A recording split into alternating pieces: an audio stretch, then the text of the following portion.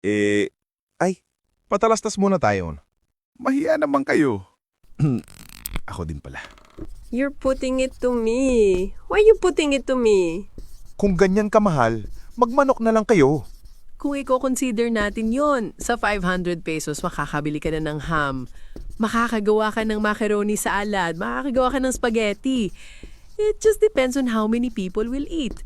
Gago lang. Simulan na natin. English muna tayo Let's face this reality. Every time a storm hits, this is the state of so many of us, submerged in floodwater, struggling. But while we fight to stay afloat, others are cruising, living comfortably. Who's floating above it all? Those in suits? Those responsible for our infrastructure? Those contractors with a Rolls-Royce umbrella? The irony is deafening. The people meant to keep us dry are the furthest from the water. The money meant for solutions became a boat for their own gain. The audacity! This is Uncle's final word. The citizens suffer, the officials profit and corrupt. We share no boat with them, but we share our voice. If you feel this frustration, drop a comment. That's social awareness. Like, subscribe, and share this doodle.